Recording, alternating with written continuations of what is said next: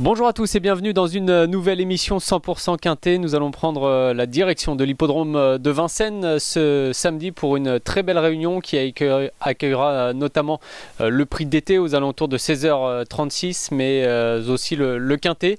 Le Quintet qui est prévu à 15h15. Présentation de ce prix d'Aubonne avec cette course à l'attelé européenne sur la distance de 2100 mètres avec le départ donné à l'aide de l'Autostar. Ils seront 14 au départ de cette course, des chevaux qui sont âgés de 7 et 8 ans n'ayant pas gagné 171 000 € de gains, c'est-à-dire que c'est une course assez intéressante, notamment pour les 7 ans qui font pour certains partie des plus riches en plus, donc une belle occasion à saisir pour ses concurrents.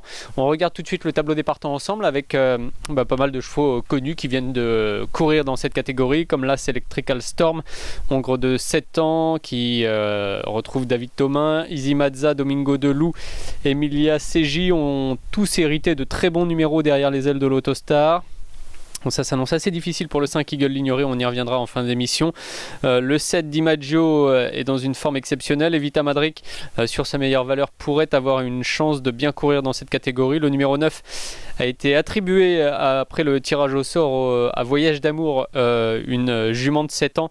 Je parlais des gains et de bons engagements, c'est elle la plus riche avec 170 644 € de gains sur son compte en banque. On a ensuite à partir du numéro 10 Voyage et Griffe, la seconde ligne qui arrive avec notamment ce concurrent italien, mais aussi et on passe à un second tableau, El Magnifico de Lou, le numéro 11. Il y a dans cette partie du tableau également le 12 Common Hugo, Rokiti, Vicky Laxmi, bref, que des concurrents qui semblent compétitifs dans cette catégorie. C'est dire que le choix n'est pas évident. On passe tout de suite au papier de la course.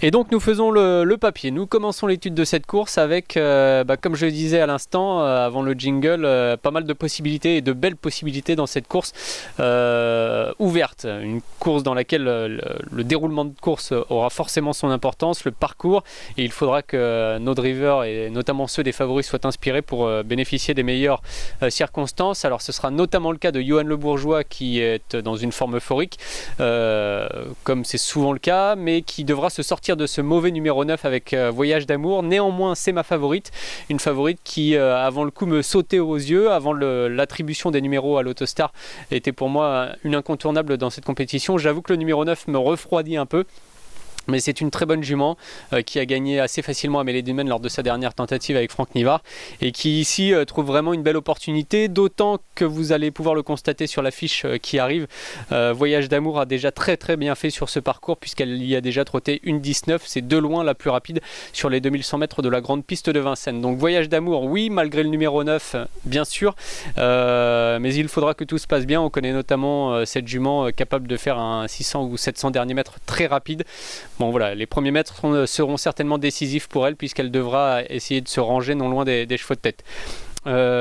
Contre Voyage d'Amour, le choix était assez cornélien, je dois dire, pour ce premier quintet du week-end. J'ai finalement opté pour un cheval qui n'a jamais réussi à Vincennes et qui est ferré, et c'est le seul dans cette configuration, c'est le numéro 11, El Magnifico de Lou.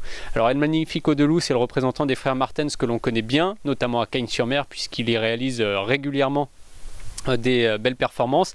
Cette année c'est une belle réussite encore durant le meeting estival. Ce cheval a connu beaucoup d'ennuis de santé. Alors sachez qu'à Vincennes en 4 courses il a été 2 fois disqualifié, 2 fois 7ème, mais je vais vous montrer avec la fiche qui arrive ses stats depuis le début de sa carrière, et ça ce sont des résultats éloquents. 24 courses seulement à l'âge de 7 ans pour ce El Magnifico de Lou et déjà 14 victoires, soit 58% de réussite à la gagne pour ce cheval qui est costaud mais qui a des jambes de cristal et avec lequel Vincent Martens doit prendre toutes ses précautions.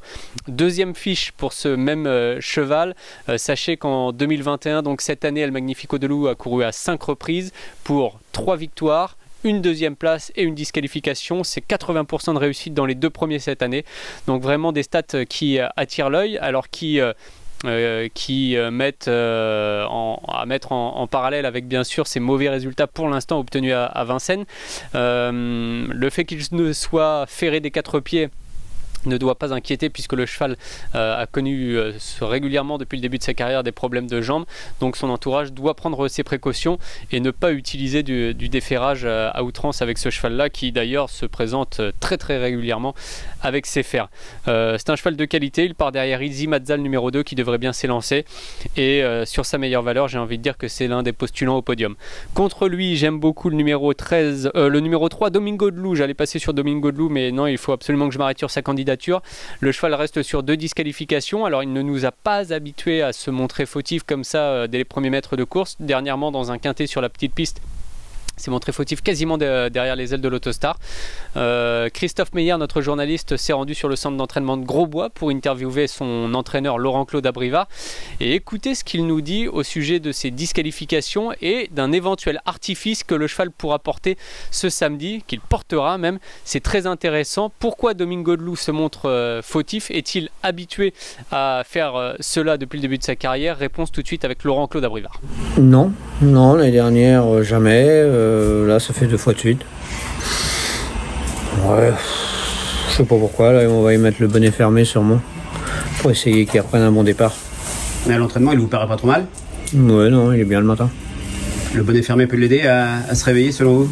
Bah ouais, je pense qu'il va falloir qu'on trouve une solution pour qu'il puisse démarrer là. On s'en méfie donc? Ouais, faut mieux s'en méfier. Donc voilà, un cheval à reprendre. Vous avez bien noté que le cheval sera muni d'un bonnet fermé. Ça, c'est une indication à prendre en considération. J'avoue que le fait que Laurent-Claude Abrivard utilise cet artifice, moi, me pousse un peu à le retenir assez haut dans un poneau. Donc je le mets 3e. Derrière Domingo de Lou, le 13 Rokiti aligne les bonnes performances dans les quintets. Il a déjà eu une saison 2021 assez chargée. Mais il a encore fini à toute allure dernièrement sur la piste, sur la petite piste pour se classer 3e. Tout sera une question de déroulement de course avec un bon parcours ramené sur un plateau, ce cheval là peut gagner, mais Mathieu Abrivard devra se sortir de ce numéro 13. Et puis pour compléter mon quintet, j'ai opté pour le numéro 14 Vicky Laxmi pour l'entraînement de Fabrice Soulois, la drive d'Éric Raffin. C'est un tandem qui est incontournable, hein. Éric Raffin a encore réalisé un joli coup de 4 mercredi sur l'hippodrome de Pornichet à l'occasion de la réunion du GNT. Cheval de 7 ans en forme, certainement un peu en retard de gain, qui vient de gagner entre temps 12 de peu, mais dans un lot similaire, c'est une possibilité parmi tant d'autres. Sortie des 5 favoris, j'ai une très large rubrique de concurrents que j'ai classés dans une rubrique que j'appelle les chances régulières de la course. Alors je vais les citer non pas dans un ordre de préférence mais dans l'ordre du tableau. Alors c'est le cas du numéro 1 Electrical Storm qui a trébuché, qui a même failli tomber alors qu'il suivait assez facilement dans le quintet de référence avec David Thomas. Il était muni d'un bonnet fermé, on en parlait tout à l'heure pour Domingo de Lou dernièrement, c'était Electrical Storm, et j'avais l'impression en tout cas en regardant la vidéo que le cheval avait des ressources, donc c'est certainement une possibilité pour les places. Le 2 Easy Mazza obtient des résultats réguliers, constants sur souvent des longues distances, mais je doute qu'il ait vraiment un problème avec les 2100 mètres. Romain Dorieux, comme plusieurs fois d'ailleurs au cours de ces derniers jours, fait appel à Jean-Michel Bazir pour le driver. J'inclus aussi dans cette catégorie la très régulière Emilia Seji qui vient de bien figurer dans un lot de ce genre. Le numéro 7 DiMaggio qui a fini quasiment sur la même ligne que la précitée et que Rokiti lors de leur dernière confrontation sur la petite piste de Vincennes. Et puis enfin, alors c'est presque mon regret de la course, ce numéro 12 Common Hugo, ça fait 2 fois qu'il termine vraiment avec beaucoup de ressources dans des lots de ce genre. J'ai l'impression que ce cheval là, le jour où il va trouver l'ouverture, va pouvoir nous montrer toute l'étendue de son potentiel. Je me méfie quand même un petit peu de ce profil là, de ce genre de chevaux qui sont malheureux et qui le jour où ils ont le bon parcours ne répondent pas complètement à nos attentes. Bon, au papier comme ça et vu ce qu'il montre, je pense qu'il est capable de très bien faire, mais voilà, je demande quand même une confirmation et donc à voir sur la piste. En ce qui concerne les outsiders, j'en ai 3 dans cette course. Le numéro 8 Evita Madrid, pourquoi? Puisque sur sa meilleure valeur elle est compétitive, mais le numéro à l'extérieur me gêne franchement puisqu'elle ne fera certainement pas partie des plus rapides au départ. Le 10 Voyage et Griffe en seconde ligne le long de la corde, ça me paraît assez compliqué. Et le numéro 6 Humadasti vient de courir à Divonne, normalement 5e. Sur sa meilleure valeur, oui, dans un lot de ce genre ça se complique et pour être honnête j'ai même failli, mais ça aurait été très sévère, de la mettre dans les impasses. Dans les impasses justement, j'en parle tout de suite, j'ai mis un seul cheval, c'est le numéro 5 Eagle Lignery qui me paraît loin de son meilleur niveau et qui reste d'ailleurs sur plusieurs échecs. Donc je ferai sans ce numéro 5. On en a terminé avec le papier de la course. Je vous propose tout de suite de passer à la rubrique Notre choix.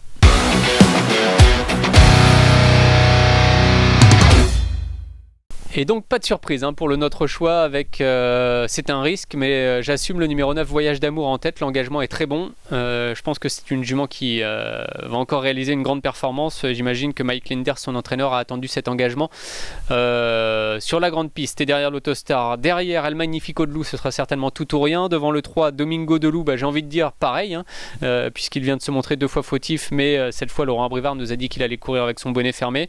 Le 13 et le 14 Rokiti et Vicky Laxmi termineront mon quintet. Sachez que, je le répète, mais c'est le prix d'été hein, ce samedi sur l'hippodrome de Vincennes, 16h36 pour le départ, avec notamment le meilleur clean game qui devrait réapparaître sur la piste de Vincennes. C'est le tenant du titre et Jean-Michel Bazir qui se met à son sulky a certainement envie de conserver son titre. En tout cas, c'est l'attraction de la Réunion. Sachez qu'il y a d'autres belles épreuves au cours de cet après-midi sur l'hippodrome de Vincennes. J'aime particulièrement un petit coup de cœur pour Happy Pacha dans la 9e et dernière course du programme. R1 C9, le Happy Pacha, le numéro 3.